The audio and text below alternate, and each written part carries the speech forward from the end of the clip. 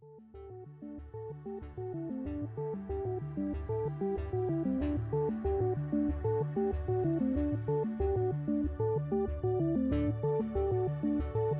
time to welcome the remaining members of the cast. If you would like to introduce yourselves. Hi, I'm Rob. I'm one of the remainders, and I played Kenneth, Joyce's husband, and I also played Reg of the Regency, music hall host, and Bert, one of the Valley Boys. Hello, I am Gareth. I played George, and also played Eric Fothergill, the other of the Valley Boys duo. Hello, I'm Stephanie Hull and I played Grace. Rob, you had quite a challenging role in that at the end of the play, your character is revealed to have been a figment of Joyce's imagination. How do you find balancing the presentation of Kenneth as a sort of unreal character who can't talk, can't touch props and can't make contact with your fellow actors, but while also not giving away the surprise ending? And did anyone guess that was the twist? Well, I don't know whether anybody guessed that there was going to be a twist, but I'm old enough to remember a TV program, Randall and Hopkirk Deceased, where one of the characters is his daddy appears in a white suit, and he appears to talk to his former colleague in real life as a ghost. So I suppose I had that a little bit in mind, playing Kenneth, knowing that he was effectively either a ghost or as you say, a figment of Joyce's imagination. But actually, it wasn't difficult to maintain the distance, not just because of COVID, but because one of the serious messages of the play actually is not only this theme of does Joyce remember who she is herself, but also I think there's a strong sense of the sacrifice that somebody makes when they commit themselves totally to a career. And I think Kenneth, the relationship between Kenneth and Joyce was, for me, the backstory was they were quite spent a lot of time apart as husband and wife because of Joyce's work, and a lot of the play is about that Kenneth is involved with is how he's seen hosself and until he suffered because of Joyce's career and Joyce herself as well. So there was a sort of distance between Kenneth and Joyce, and then of course there's a very poignant sort of coming together towards the end of the piece. But no, it was not too bad really, because I did have a sense of am I a ghost? Am I a flashback? And so quite. The piece is really well written in that regard. No directions about tender moments or anything. It's just Kenneth is quite detached from Joyce, and I think that's a key part of the message, really. Yeah, distance certainly being a bit of a theme. Yeah. And Gareth, playing George, he's an interesting character, because there seems to be an awful lot that's unsaid about the reason he comes to see Joyce in her dressing room. I mean, what were your initial thoughts when you read the script, and what did you find most interesting about playing George? I mean, I think the most interesting thing about a character like George is sometimes when you read through a script, you read through it and you're immediately just understand the character, and then you're thinking about, okay, so how do I play this? And this moment's about this, so how do I represent that? How am I going to move to do that? But when you've got a character like George and you finish reading what's there on the script, it's really interesting when you start asking questions like, so hang on, what does this character actually want? And you sort of look at lines of dialogue and you're, instead of thinking, well, I know exactly what that means, how do I perform it? You're thinking, okay, how do I unravel this sentence? Why is he saying this at this point? And there's sort of, with a scene, you can look at it and think, when does the character's point of view change? When does he sort of realize he's probably not going to get or isn't getting what he wants from Joyce, and how does he react to that? Because there's some really great key moments where you sort of realize Joyce has a completely different view in her mind of what went on, to what George sort of saw and what his views of it is. But also you can tell that Joyce was there, did see everything that happened, and sort of, was there just as much as he was. And although they don't want to talk about sort of some of the struggles, some of the stresses of what's going on, you can tell that they recognize it. And I think that was particularly interesting when coming back to the live rehearsals and then doing the scene with Erika for the first time, because so much is unsaid. When you have over something like Zoom, you don't get that same looks. But that first time we did our scene where we're live opposite each other and you can look into the face of the other actor and see them reacting to what you're saying, and then see how you suddenly react when you're live looking at them, you start to understand the interplay between the two characters a lot more. So that was fascinating. Oh, it's fabulous and interesting experience coming back into things and changing.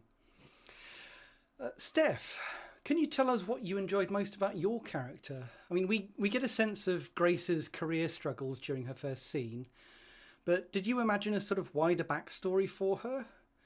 And of course, you were the last person on stage at the very, very end of the play. How did you find performing that last scene? What I enjoyed most about Grace was how, with every question, she was becoming more and more interested in Joyce's life. I felt she arrived with not very much knowledge about this person, and so really became intrigued listening to Joyce and her story. I actually didn't really think too much into Grace's backstory, and that is because I felt she is very much a character that is in the present. There are moments that you see it is a struggle for her career-wise as a woman, but she is quick to gloss over it and focus on the job and to do good work. So yes, I did think about how much of a struggle it is for her for those little moments, but mostly I focused on her present, as that was what I felt from bringing her off the page. The last scene was actually quite emotionally difficult to do, especially when it came to the shows and hearing Katie's panicked cries, the pyros, and then just silence. From my own mindset, I thought, am I taking too long? Am I rushing it? And then from Grace's, I felt firstly very awkward in that I shouldn't be in the dressing room of somebody who has literally just died. But also very emotional, looking around at this life of this person I had only just met, but I really connected with, and was so excited to work on this film with her and hear more, but then she was just gone. So, question for everyone. How did you all find returning to in-person rehearsals and performances again? I mean, what's your abiding memory of the opening night? I found it a bit odd actually coming back to rehearsals. It's not really been that long between being in the theatre, really. I mean, I've had longer times than this between productions. I'm sure I have, but it did feel very odd, and I felt very nervous. I think the first couple of rehearsals that we had, and very nervous on opening night as well, more nervous than I have been with other productions, I think. But there was, this one was unusual, I think, because we had quite a sense of family almost, because we couldn't socialise because of COVID. You couldn't, go for a drink to the pub after rehearsals or hang around or anything like that. But because we were all in it together, and because it was such a weird situation, it did feel very much like a family. It did feel like everyone was quite close and we were all kind of in it together. And so I just remember opening night, sort of everybody feeling very safe in that kind of environment, but also feeling terrified at the same time. Well, I never knew. What, that I was scared? Yeah, for me it was actually, I found it the opposite in terms of nerves. I mean, I think certainly it was a close knit cast. It was great to be back, and but I think in term, and everybody's on their own journey, of course. And in terms of the performance, the opening night, I just I didn't feel nervous at all. I just thought it was absolutely great to be back in front of an audience again and having something that was going to be like normal life again. For us anyway, on stage. I mean, for the audience, it was a bit odd because they were sitting taped off from each other or whatever, segregated in the audience. But I just thought it was great to be back on stage again. But my funniest memory of the rehearsals though, or maybe it was the opening night. I think it must have been the dress rehearsal. It was when the first time that Erika, you took off your mask, and it was really weird because I realised that that's just my face. Sorry. You weren't used to being emoted at. The bottom half of Erika's face was not was what moving. It was like in my memory, and it was really strange. I thought, this is really bizarre. And had you been thinking a lot about the bottom half of Erika's face? Really weird. And I suppose it's because we hadn't been mixing outside in the open and seeing each other face to face. Just been going in, doing rehearsals with masks. And I wasn't wearing. I was using a visor, but everybody else was on stage wearing masks. And actually, that was just really strange. Actually, seeing your face again, and it being slightly different from how I remembered it. But for me, sorry, I had that effect on a lot of people. But for me, the rehearsing with it's just not the same with masks on. It's just really difficult to interact with other humans normally when they're wearing a mask. In terms of emotionally interacting with them, understanding how the thing's very difficult. Yeah, I mean, I found it really interesting being back in front of a live audience, just because it was the first time in a long time you'd got that immediate feedback. Because one thing Unbound's been very good at is all throughout lockdown we've put content out, but it's always, by the nature of what you're doing, been that you get feedback afterwards, you get comments, you get kind of, oh, this many people viewed it or this many people liked it.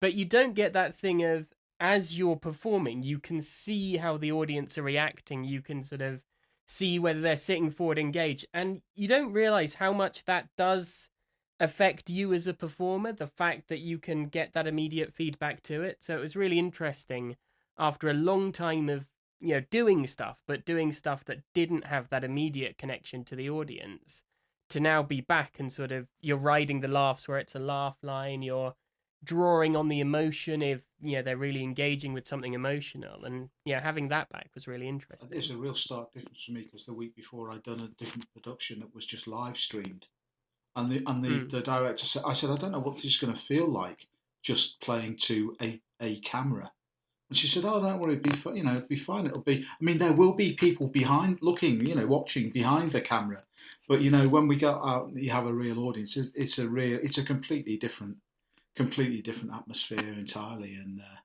you really do feel that the audience are the presence. I mean, it's very real, even if it is just yawning or snoring or the rustling of sweet wrappers or whatever.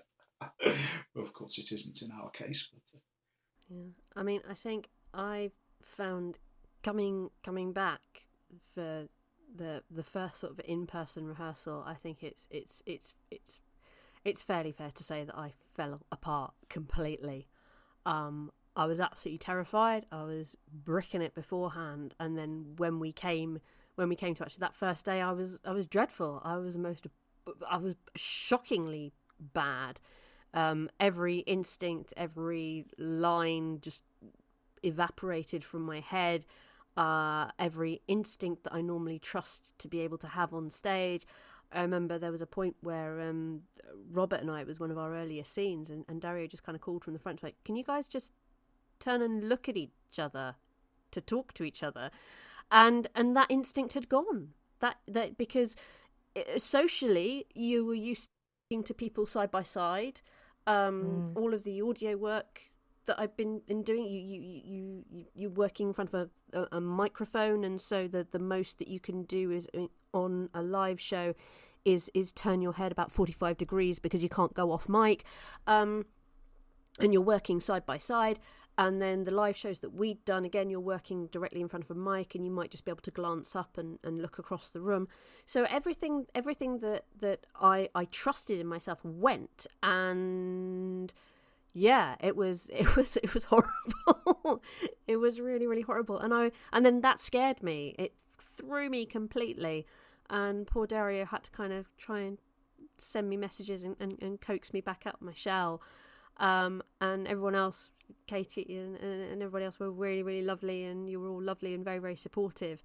And then it was a couple of other rehearsals, and then I remember, again, it was a scene that I was doing with Rob, and all of a sudden it just clicked back into place, and it was like, yeah, I know what I'm doing. I can do this. And from there, the in-person rehearsal, I just felt really, really comfortable. It was like I knew the stage, I knew what I was doing, everything was there, and it was like, hey, I'm back. And then when it came to the opening night, I was, again, terrified, but in a completely different and good way, because it was sort of like, we're back, we're here, we want to show people what we can do, we want to welcome people back. This is an amazing opportunity that we have, and this is such a wonderful script, and it's such a fantastic story, and the cast are so good, and we just want to be able to share that with you.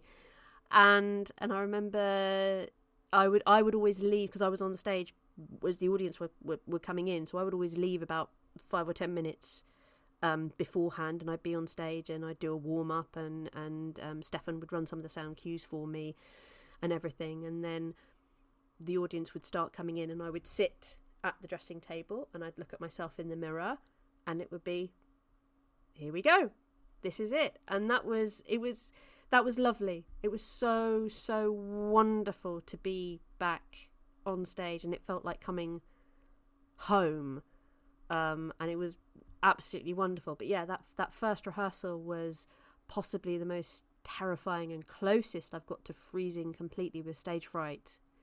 And it wasn't stage fright, because I've seen people have stage fright before. It wasn't quite like that, but it was a very, very weird experience of suddenly not being able to trust myself at all, which I don't ever want to have to go through again. But, you know, with the fantastic support of everyone, I got through it. So thank you.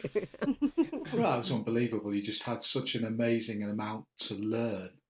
I mean, I think, I think I'm probably speaking on behalf of the rest of the cast. I mean, you just had so much to do. And I just thought it was a normal set of rehearsals, basically. I mean, anybody confronted with that many characters, that many voices, would have really, it's a really challenging part to play, and so I don't think anybody would have struggled less, frankly, Erika. Really, I don't. Thank you. I don't. And you're the queen of voices. You really are. So. Oh, bless you. Checks in the post. Thank you. I think my memory of rehearsals was a bit like Erika. You have that moment where it all sort of clicks again. And I remember going into the first couple, and because I'd been directing stuff over Zoom, because we'd done all this lockdown content, and we'd been in the recording studio in Queen's Park doing audio stuff like Inspector Murder and Much Ado. And then you find yourself back actually in a proper rehearsal room working through stuff on stage with actors. Having spent so long, I mean, like Katie said, it isn't actually that much time when you look at it in the grand scheme of things, but it felt like an eternity since we'd last been doing it. And everything I did through Queen's Park, which is my job, and Unbound, was about COVID, naturally.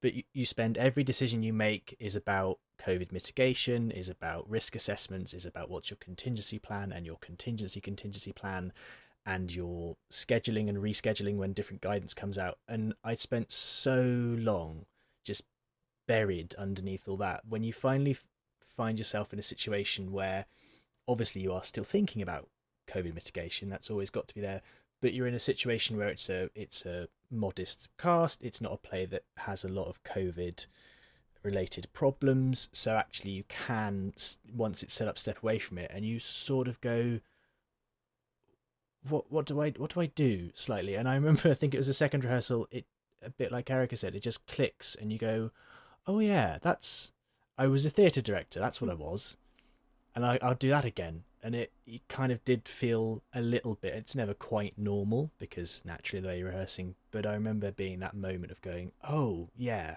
it's that thing, I remember that, I used to enjoy doing that. It's back. Yeah, I think it was when that enjoyment, and it was like that feeling of familiarity just kind of comes flooding back, and you're not necessarily worrying about, can I step here, how close can I get, I can't touch this, but what do I need to do here, how am I going to do this, all of these other thoughts that are going round and round and round, and you do just start to trust yourself again and go, no, I can do this feels comfortable, this feels right, this feels natural, this is where I'm meant to be, and this is what I'm doing right now. Yeah. I found it very, very weird going back to in-person rehearsals. I was super excited and eager to get back in person and work opposite each other again, but when it came to it, I actually found it quite difficult. I think maybe because it has become the norm to do everything online, that finally being in the same room, I had kind of forgot how to socially function. It was great though, once we got back into the swing of it. Though I was a little embarrassed during a dress run that was being filmed, and I forgot to take off my mask. I had it off backstage and then quickly popped it on when somebody walked past and just forgot that I had it on. Luckily, I didn't do that during the run though, so.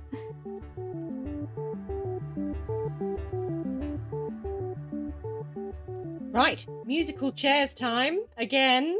Right, I'll be hosting the final part of the episode, and we've got everybody with us for the last few questions. So, first question to everybody. What was your favourite memorable moment from the run at Queen's Park? The opening night, at the very, very end, the curtain call where we got a spontaneous standing ovation from people who were just, from an audience who were so appreciative and who were genuinely moved to be back and experiencing live theatre. It may have been a very small select crowd, but the emotional response, just as looking out and seeing them applaud, seeing the looks on their faces, and then one person stand up and then other people stand up and then everyone was on their feet, was incredible, because it was just such an overwhelming and spontaneous, genuine thank you for being there. And I think as an actor that was incredibly moving, very, very privileged to be a part of that and to see and feel the genuine appreciation from people that theatre was back. And it was just overwhelming. I remember coming off and it was just utter elation. Beautiful. One of the best moments, I think, in my whole theatrical career, that I will never, ever forget that moment, I don't think. I mean, I would say, weirdly, one of my favourite moments was actually the dress rehearsal, because it was the first time in such a long time when you were able to just see a full-blown production with all the lights, with all the costumes, with brilliant cast doing it. And I remember just sort of going sort of out near the front and just watching it being performed and just really loving to just see a great performance again, fully on stage, and then knowing that there are people who are going to come to see this, and it's a really good thing for the theatre to come back with. So that was really emotional for me, sort of seeing this is back and this is what it's going to look like in just a short amount of time. Well, I suppose my memorable moments were all about myself, really. As usual. Obviously, Carol. I mean, mine were all about you as well, but I didn't want to say that. I mean, all our favourite moments Obviously, are about Rob. yeah. That's my next question. Your favourite Rob moment. But I thought it was. I always seem to learn something from every production I'm in. And I remember that I'll always remember this one. Erika teaching me how to find my spot, how to find my light when I was doing the Reg of the Regency spot. I realised that I'd never been in a production before. I've had a follow spot on me, but I don't recall ever needing to walk and find find my spot. So that was the thing that I learned. But it was so great working with Erika, because you're such a good actor, Erika. You know, I mean, you're not getting any more. You've got the one check that's coming. You're not getting any more. and I just little bits of timing, you know, where Kenneth, when I come on and I join you at our wedding, you know, and then sort of turn, and just the timing of that, and then there's a little moment of when we can't remember which one of the Nolan sisters it is. Oh yeah. And we just have a little bit of a pause.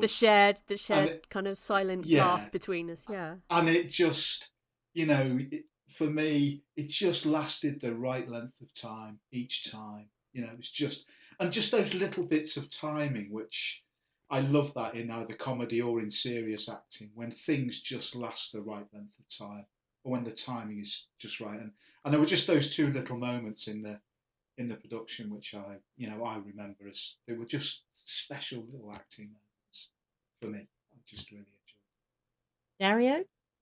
It all sort of passes in a bit of a blur, really. And you're always, as a director and producer, you're always slightly fixated on making sure you can just get to the end of the run without any catastrophes. Like without someone blurting out Carol at the wrong moment. Yeah. Does anyone want to elucidate on one for the benefit of the listeners? This is a favourite Rob moment again. No, well, it certainly wasn't my Everyone's favourite. Instead of what about Tilly, I said, what about Carol? I think I'd had too much Cockney Carol on my mind, I think. Yeah. You didn't just say it, you said it with force. Yeah. You yelled it. You meant What about it. Carol? What about Carol? Said with such conviction, the audience completely forgot you were suddenly very concerned about a fictional character as opposed to your own daughter. I'm pretty sure it was just us in the cast, especially myself and Erika, going, "Who's bloody Carol? Why is he talking about her now?" I think there may have been. I was on stage, and you know, I try to be professional all the time, but I swear one of my eyebrows flickered at that one. Probably, yeah. I think Stefan looked up from his script. That was how shocking it was. I don't know. Again, it's one of the little things, the strange little moments. I remember going in for one of the performances, it would have been the second or third, and opening up for the day and unlocking, and Stefan coming in, and gradually the actors coming in, and it's just that little memory of, oh yeah, we really are back. It's like sort of business as usual. I just remember really enjoying that, kind of going, oh, you know, how lucky we were and how fortunate we were that we were back. And so soon as well, after we got to whatever stage it was of restrictions lifting, stage 3, I think, just feeling really fortunate that we were back in the theatre doing the job again. Honestly, it was just so amazing to be back and with such brilliant writing. I'd say the moments that stood out to me, though, was Katie and I teaching Gareth ballet backstage and dancing to a particular theme tune during the show. And also doing the really emotional final scene and then stealing what I could on the way out. Once I even tried to take a mannequin with me. For me, I think, well, it's a combination of two things. One is the fact that in the script, my character at one point decided to do some sewing. So I had to be on stage sewing, and I had about 2 lines to thread the needle before the lights then went dim, and they had a whole different scene at the front of the stage. And I don't think I threaded that needle once in the entire bloody run. So I had to mime sewing, and every night I was like, oh, that looks a bit better.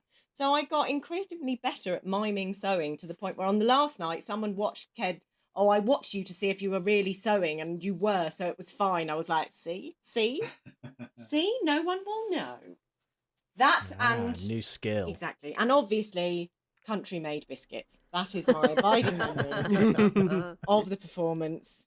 Getting my mum her favourite biscuits and having them there every night at the end of the desk for everyone to see.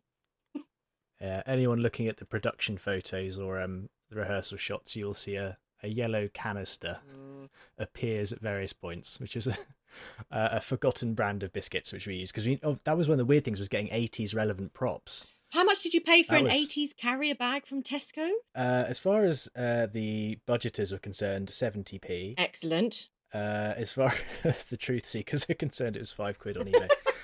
Oh my God. But you should be paying a lot of money for plastic bags. That's only fair. Yes, true. They shouldn't be cheap. So quite right. But yeah, trying to find all that stuff was quite difficult. And yeah, trying to find 80s biscuits, I couldn't really find any packaging. I think there was like a Mr. Kipling box or something, but it was in America and it would have cost us 20 quid for the import tax. So we said no. So the only kind of old looking biscuit packaging we could find was this metal tin, which was country made biscuits from a manufacturer I think are now out of business, but they were down in Devon or something. But it had shortening So as that well. became That was... shortening. Yes, now with added Yes. shortening was Most important. was the tagline. And that just became a sort of running gag, really, that the show was sponsored by country-made biscuits. Matt, you and Lara came down from Bristol, or up from Bristol, across from Bristol, From Bristol. east, Over from east Bristol. from We Bristol. We travelled, right? As a surprise to see the show. What was your reaction on seeing the show on opening night after all that work? Well, the thing is, it wasn't just the work. It was a very long and difficult process. But one thing that may not have come across was the fact that about 4 or 5 weeks prior to the opening night, I had completely done my back in. So actually the final assembling of the whole thing was done with me lying on my back with a monitor over my bed. And I was absolutely not sure I'd even be able to make the trip. It's a 2-hour drive, let alone the paranoia of travelling and hotels and so on. So I mean, when we eventually decided we could do it, we weren't going to let anyone know. Just turn up and be in the audience for a change. We're so used to being involved, and not let anyone know. Or I mean, I suppose putting us down as Ramses Niblick III as the name we gave the box office may have given it away a little. But yeah, I mean, the thing is, I'd spent the last few months really peering at the whole thing through a keyhole. Just thinking about the cues, the music, the effects, the spreadsheet, getting everything in the right order.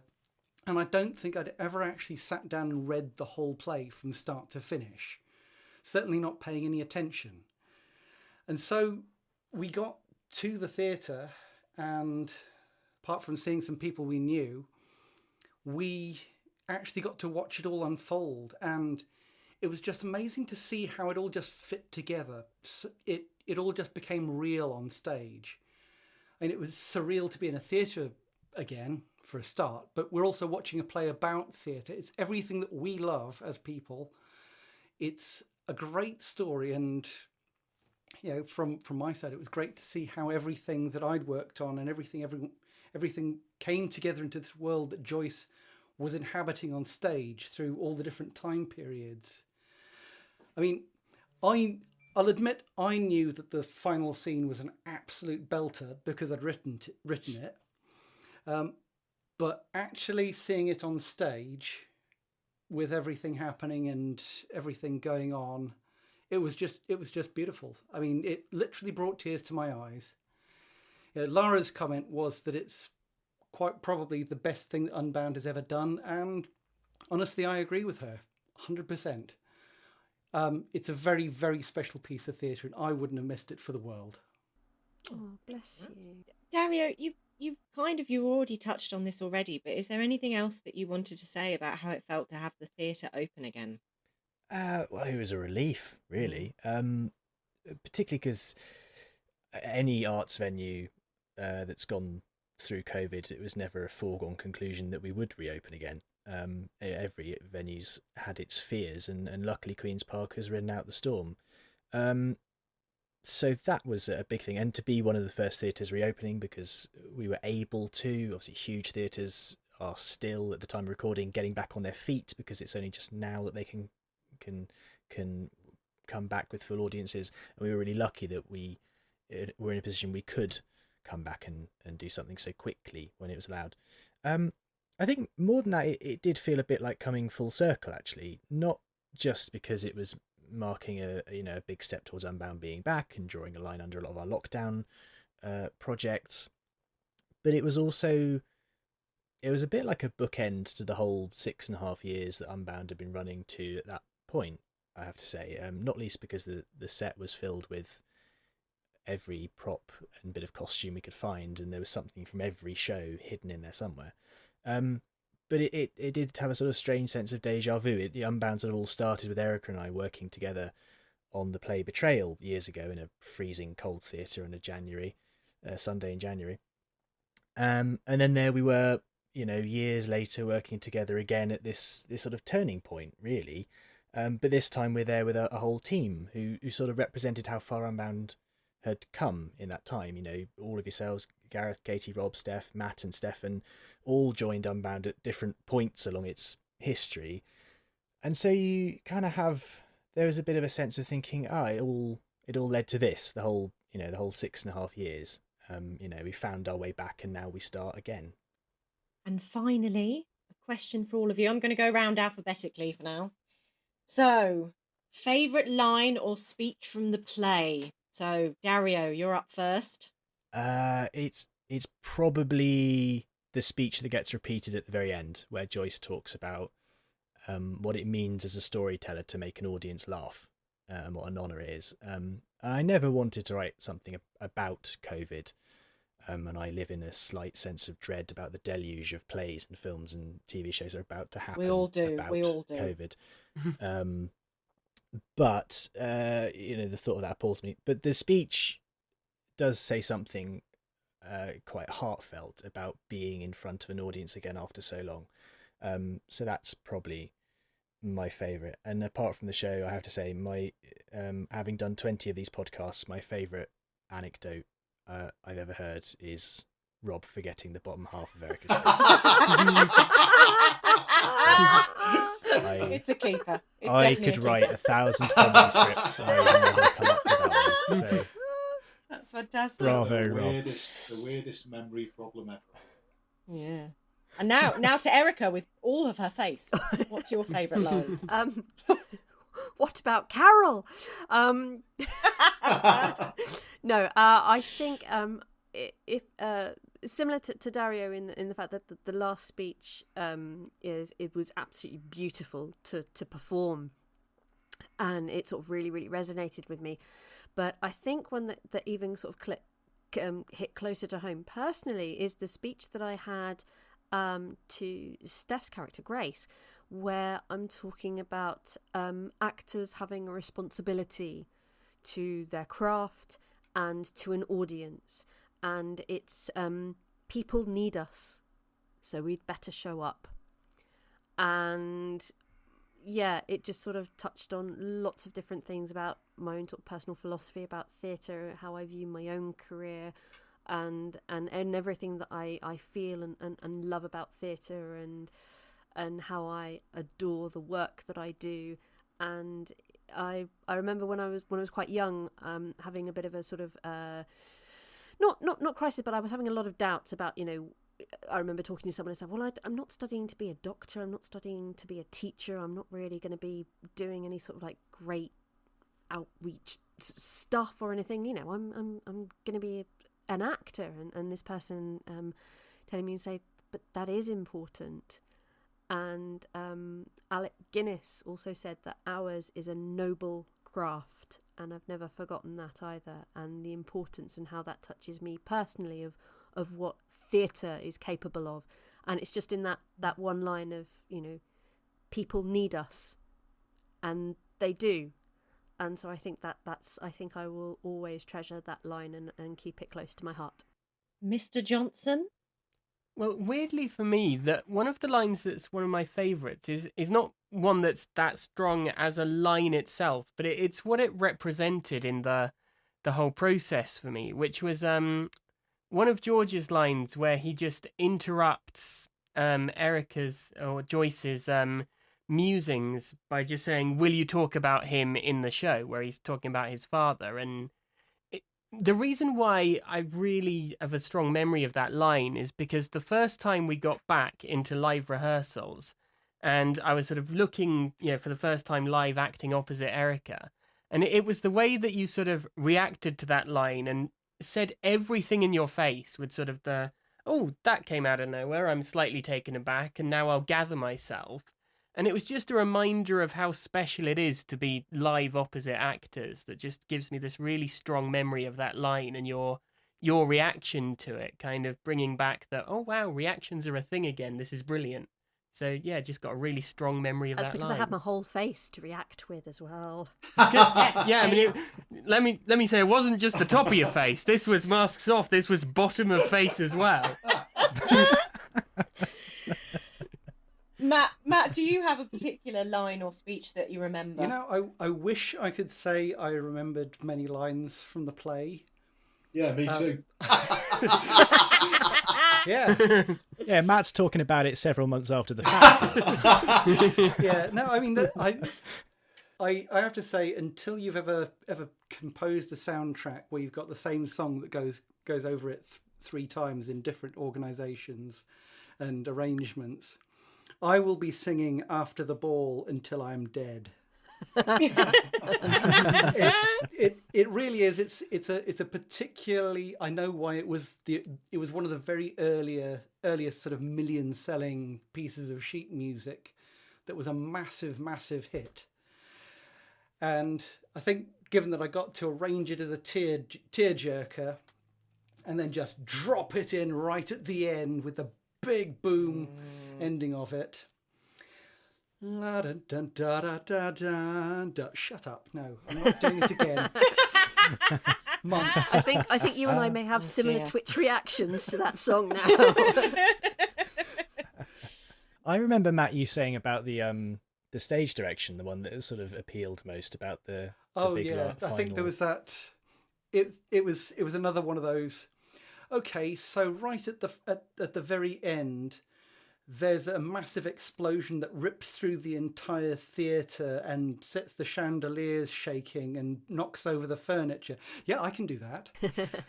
But I think the other thing I really love doing, and it's a small thing, it's the throwing down of the big switch at the end that turns the lights off. Always wanted to do that, and I finally got a chance for that big shunk as the lights go off. Oh, fantastic. Rob, Mr. Half-Face Carol's yelling And person. you're asking me what I remember. Yeah, I mean, Yes. Rob, do Yes. you remember Well, any was of I- the Well, lines? do you remember you were in it? well, as I think you said at the start of this podcast, Katie, that you get to bring a little bit of yourself to every character that you play. So now for me, it's the line I think I'll always remember is obviously memory connected. Which one of the Nolans was it? I did love that line. Because I really can sit there, at my time of life, I thoroughly identify with Kenneth's slight memory problem. And there were a large number of Nolan sisters, of course. I mean, I think I did work with one of them once in Panto. Really? Yeah. Ooh. Can you remember which one it was? I can't remember now. Brilliant. I think it was Linda Nolan. I think it was. I think for me, I like the scenes between yourselves, Rob and Erika, between your characters, like the little coupley moments. I think they're my favourite bit. There's one I just remember. Erika threw a box of tissues at Rob, and it was just that moment where he's just like, "Oh, you've not been working on your aim," and just those little things. That's the bit I think that were my favourite lines. Those little back and forth between you two. The little coupley moments. I remember that moment on the first opening night, and Rob, you said that line, and we got our first laugh. And it was like, oh, they're there. There's an audience out there. Bloody hell, someone's turned up. They're listening and they're actually enjoying it. And again, that was a lovely, lovely moment. And it was on that line, and we got our first little laugh, and that was good. That brings us to the end of this episode. So thank you for your thoughts and memories. Thank you to everyone for listening in. For more episodes of Tell Great Stories and lots of other great audio and video content, head over to unboundtheatre.co.uk or look up Unbound Theatre on Facebook, Twitter, Instagram or SoundCloud. This podcast was brought to you by the bottom half of Erika Sanderson's face.